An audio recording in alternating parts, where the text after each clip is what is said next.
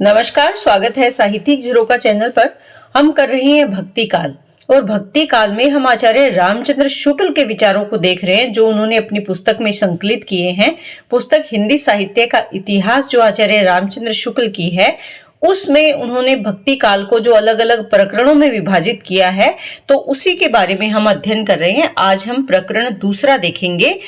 तो इसमें दूसरे प्रकरण में उन्होंने किसको शामिल किया है? निर्गुण धारा ज्ञानाश्रय शाखा के कवियों को, यानी जो निर्गुण धारा के कवि हैं और ज्ञानाश्रय शाखा के। तो इस प्रकरण में देखें तो इस प्रकरण में ज्ञानाश्रय शाखा के प्रमुख कवियों का वर्णन किया गया है। कवियों को इस क्रम से रखा गया है। सबसे पहले कबीर हैं, फिर रैदास या रविदास जिनको कहते हैं, धर्मदास, गुरु नानक, दादू दयाल, सुंदरदास, मलूक दास, अक्षर अनन्य। तो इनको इसी क्रम से इन्होंने अपने प्रकरण में शामिल किया है। शुक्ल जी ने एक बात स्पष्ट की है कि निर्गुण पंथ के संतों के संबंध में ये अच्छी तरह समझ रखनी चाहिए कि उनमें कोई दार्शनिक व्यवस्था दिखाने का प्रयत्न व्यर्थ है, कि वो कोई दार्शनिक व्यवस्था नहीं दिखाना चाहते। उन पर द्वैत, अद्वैत, विशिष्ट द्वैत आदि का आरोप करके वर्गीकरण करना दार्शनिक पद्धति की अनभिज्ञता प्रकट करेगा। उनमें जो थोड़ा बहुत भेद दिखाई पड़ता है वह उन अवयवों की न्यूनता या अधिकता के कारण है जिनका मेल करके निर्गुण पंथ चल रहा है। तो भेद इनमें किसी संप्रदाय विशेष या किसी विचार विशेष से नहीं है, बल्कि उन अवयवों के कारण है जो थोड़े बहुत अलग है और जो निर्गुण पंथ में शामिल है। तो ये आचार्य शुक्ल ने अपनी पुस्तक में इन विचारों को शामिल किया है। कबीर के बारे में वो क्या लिखते हैं कि रामानुज की शिष्य परंपरा में होते हुए भी रामानंद जी भक्ति का एक अलग उदार मार्ग निकाल रहे थे, जिसमें जाति पांति का भेद और खान पान का आचार दूर कर दिया गया था। अतः इसमें कोई संदेह नहीं कि कबीर को राम नाम तो रामानंद जी से प्राप्त हुआ, पर आगे चलकर कबीर के राम रामानंद के राम से भिन्न हो गई। यानी ज्ञान तो उन्होंने रामानुजा शिष्य परंपरा के अंतर्गत ही लिया, किससे? रामानंद जी से लिया, लेकिन रामानंद के जो राम थे और कबीर के जो राम है वो अलग अलग थे।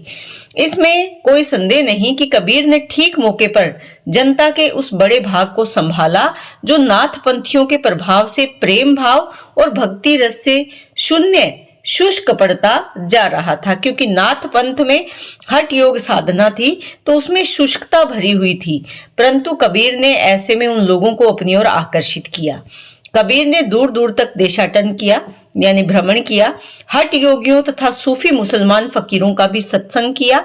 अतः उनकी प्रवृत्ति निर्गुण उपासना की ओर दृढ़ हुई। यानी निर्गुण उपासना की ओर इसलिए गए क्योंकि उन्होंने हठ योगियों और सूफी मुसलमानों के साथ रहे, वो उनके साथ उनका सत्संग किया और वो निर्गुण उपासना की ओर आगे प्रवृत्त हुए। जो ब्रह्म हिंदुओं की विचार पद्धति में ज्ञान मार्ग का एक निरूपण था, उसी को कबीर ने सूफियों के ढर्रे पर उपासना का ही विषय नहीं, प्रेम का भी विषय बनाया, क्योंकि सूफी अपने परमात्मा से प्रेम भाव रखते हैं और उसकी प्राप्ति के लिए हठ योगियों की साधना का भी समर्थन किया। यानी हठ योग के माध्यम से अपने परमात्मा की प्राप्ति करना, उसका भी कबीर ने समर्थन किया। तो सूफियों का प्रेम भाव और हठ योगियों से जो साधना की पद्धति है उसको उन्होंने समर्थन दिया। उन्होंने भारतीय ब्रह्मवाद के साथ सूफियों के भावात्मक रहस्यवाद, हठ योगियों के साधनात्मक रहस्यवाद और वैष्णवन के अहिंसावाद तथा परपत्तिवाद का मेल करके अपना पंथ खड़ा किया। यानी सबका मिला जुला रूप इनके पंथ में दिखाई देता है। यद्यपि कबीर की वाणी निर्गुण वाणी कहलाती है, पर उपासना क्षेत्र में ब्रह्म निर्गुण नहीं बना रह सकता। सेव्य सेवक भाव में, स्वामी में कृपा, क्षमा, औदार्य आदि गुणों का आरोप हो जाता है। यानी ये गुण उसके व्यक्तित्व में शामिल हो जाते हैं। कबीर के यहाँ निरुपाधि ब्रह्म जो निर्गुण है, सोपाधि ईश्वर जो सगुण है, वह सर्ववाद का निरूपण मिलता है। कबीर में ज्ञान मार्ग की जहां तक बातें हैं वे सब हिंदू शास्त्रों की है, जिनका संचय उन्होंने रामानंद जी के उपदेशों से किया था। यानी रामानंद जी के उपदेशों को ग्रहण करके ही उन्होंने ज्ञान मार्ग की अपनी वाणी प्रस्तुत की थी। माया, जीव, ब्रह्म, तत्वमसी 8 मैथुन यानी अष्ट मैथुन, त्रिकुटी, 6 रिपु इत्यादि शब्दों का परिचय उन्होंने अध्ययन द्वारा नहीं सत्संग द्वारा ही हुआ, क्योंकि वे जैसा कि प्रसिद्ध है कुछ पढ़े लिखे नहीं थे। यानी इन सब के बारे में उन्होंने अध्ययन नहीं किया क्योंकि वो अनपढ़ थे, बल्कि उनके संग रहकर, उन संतों के संग रहकर इस ज्ञान की प्राप्ति की थी।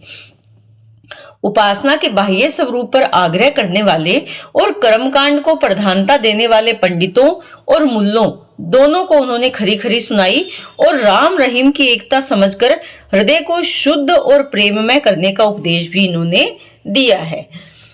अनेक प्रकार के रूपकों और अन्योक्तियों द्वारा ही इन्होंने ज्ञान की बातें कही, तो नई न होने पर भी वाग वैचित्र्य यानी वाणी की विचित्रता के कारण अनपढ़ लोगों को चकित किया करती थी, यानी अपनी ओर आकर्षित करती थी।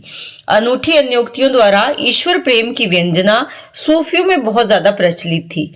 जिस प्रकार कुछ वैष्णवन में माधुर्य भाव से उपासना प्रचलित हुई, उसी प्रकार सूफियों में भी ब्रह्म को सर्वव्यापी, प्रियतम या माशूक मानकर हृदय को उद्गार प्रदर्शित करने की प्रथा थी। इसको कबीर दास ने ग्रहण किया। यहाँ पर कहने का भाव क्या है, जो वैष्णव भक्त थे उनमें जो माधुर्य भाव की उपासना थी, उस माधुर्य के साथ साथ सूफियों में जो अपने ईश्वर को प्रियतम या माशूक मानकर, प्रेमी मानकर अपने भावों को प्रदर्शित करने की जो प्रथा थी, उसको कबीर ने भी ग्रहण किया। कबीर ने अपने, क्योंकि हम जैसे कबीर का काव्य पढ़ते हैं तो वहां पर आत्मा परमात्मा प्रियतम और प्रेयसी के रूप में दिखाई देते हैं। कबीर ने अपने श्रोताओं पर यह अच्छी तरह भाषित करना चाहते थे कि हमने ब्रह्म का साक्षात्कार कर लिया है। इसी से वे प्रभाव डालने के लिए बड़ी लंबी चौड़ी गर्वोक्तियां भी कभी कभी कहते थे। भाषा बहुत ज्यादा परिष्कृत और परिमार्जित न होने पर भी कबीर की उक्तियों में कहीं न कहीं विलक्षण प्रभाव और चमत्कार है। प्रतिभा उनमें बड़ी प्रखर थी, इसमें कोई संदेह नहीं है। बहुत ही महत्वपूर्ण पंक्तियां हैं, कई बार पेपर में पूछ ली जाती है, इसलिए ये बातें जरूर ध्यान में रखें। आगे वो इसके बारे में लिखते हैं कि इसमें कोई संदेह नहीं कि कबीर ने ठीक मौके पर जनता के उस बड़े भाग को संभाला जो नाथपंथियों के प्रभाव से प्रेम भाव और भक्ति रस से शून्य और शुष्क पड़ता जा रहा था। उनके द्वारा ये बहुत ही आवश्यक कार्य हुआ। इसके साथ ही मनुष्यत्व की सामान्य भावना को आगे करके निम्न श्रेणी की जनता में उन्होंने आत्म गौरव का भाव जगाया, क्योंकि ये समय कौन सा था जब निम्न श्रेणी की जनता के साथ बहुत ही दुराचार किया जाता था, दुर्व्यवहार किया जाता था, और भक्ति के ऊंचे से ऊंचे सोपान की ओर बढ़ने के लिए बढ़ावा दिया। क्योंकि निम्न श्रेणी की जनता को मंदिरों में जाना और ये सब उनको इतना आसानी से नहीं प्राप्त होता था, या उनको ऐसे नियम थे कि मंदिर में जाना वर्जित था। लेकिन कबीर ने भक्ति सबके लिए सर्वव्यापक उन्होंने माना, क्योंकि परमात्मा सबका है। ऐसा किसने माना? कबीर ने माना। तो जो वर्ग मंदिर में जाकर अपने परमात्मा की उपासना नहीं कर सकता था, वो कबीर के साथ जुड़ा, क्योंकि कबीर ने बिना जाति पाति के भेदभाव के ईश्वर सबके लिए समान माने हैं। कबीरदास ने नाथपंथी जोगियों की कई बातें ग्रहण की। जैसे नाथपंथियों ने भेदभाव को निर्दिष्ट करने वाले उपासना के बाहरी विधानों को अलग रखकर अंतस साधना पर जोर दिया। यानी यहाँ पर भेदभाव का नाथपंथियों ने कोई महत्व नहीं दिया, लेकिन नाथपंथियों के हृदय पक्ष शून्य सामान्य अंतस साधना का मार्ग अपनाया, पर कबीर ने इसे नहीं स्वीकारा। नाथ पंथ और निर्गुण पंथ में ये मुख्य अंतर है। कबीर व निर्गुण पंथियों में अंतस साधना में रागात्मिका भक्ति और ज्ञान का योग मिलता है। तो यहाँ रागात्मिका यानी प्रेमा भक्ति जो है और ज्ञान का योग यहाँ मिलता है, किसमें? कबीर और निर्गुण पंथियों ने जो अंतस साधना शुरू करी थी उसमें। कबीर ने जिस प्रकार एक निराकार ईश्वर के लिए भारतीय वेदांत का पल्ला पकड़ा, उसी प्रकार निराकार ईश्वर की भक्ति के लिए सूफियों ने प्रेम तत्व लिया और अपना निर्गुण धूमधाम से निकाला।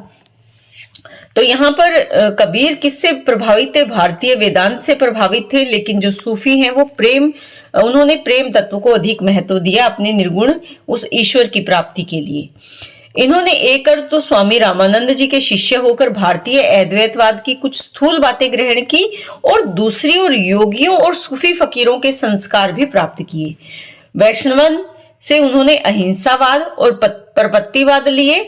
इसी से उनके द्वारा निर्गुणवाद वाले दूसरे संतों के वचनों में कहीं भारतीय अद्वैतवाद की झलक भी मिलती है, तो कहीं पर योगियों के नाड़ी चक्र की, कहीं सूफियों के प्रेम तत्व की, कहीं पैगंबरी कट्टर खुदावाद की और कहीं अहिंसावाद की। यानी कबीर का जो भाव है, प्रेम का भाव, भक्ति का भाव, वो क्या है, मिला जुला भाव है। उनको जिस पंथ से जो चीजें अच्छी लगी उन्होंने उसमें अपने भाव में उन्होंने ग्रहण की, अपनी वाणी में उन्होंने अभिव्यक्त की। तात्विकता से न तो हम इन्हें पूरे अद्वैतवादी कह सकते हैं और न ही एकेश्वरवादी। दोनों का मिला जुला भाव इनकी वाणी में मिलता है। इनका लक्ष्य एक ऐसी सामान्य भक्ति पद्धति का प्रचार था जिसमें हिंदू और मुसलमान दोनों योग दे सके और भेदभाव का कुछ परिहार हो। तो कहने का भाव क्या है कि एक सामान्य पद्धति का प्रचार किया इन्होंने, जिससे कि प्रत्येक व्यक्ति आसानी से बिना किसी भेदभाव के इससे जुड़ सके।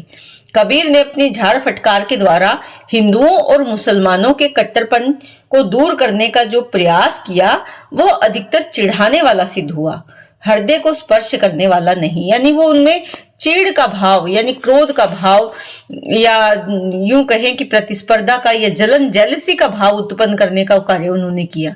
मनुष्य के बीच जो रागात्मक संबंध है वह उसके द्वारा व्यक्त न हुआ। अपने नित्य के जीवन में जिस हृदयाभास का अनुभव मनुष्य कभी कभी किया करता है उसकी अभिव्यंजना उसमें न हुई। तो कहने का भाव क्या है, आचार्य शुक्ल जी ये मानते हैं कि कबीर ने जो झाड़ फटकार हिंदू और मुसलमानों के कट्टरपन पर लगाई है वो झाड़ फटकार उनके मन में विरोध का भाव उत्पन्न करने वाली थी, उनमें परस्पर वैमनस्य का भाव उत्पन्न करने वाली थी। तो वहां पर जो हृदय भाव उत्पन्न होना चाहिए था वो वहां उसकी अभिव्यंजना अधिक नहीं हुई है। तो उम्मीद करती हूं कि आपको बहुत अच्छे से समझ में आ रहा है, जो कि आपकी कॉम्पिटिटिव एग्जाम के लिए बहुत आवश्यक और जरूरी है। तो आप इन्हें बहुत ध्यान से करें और इसी तरह चैनल से जुड़े रहें। बहुत बहुत धन्यवाद।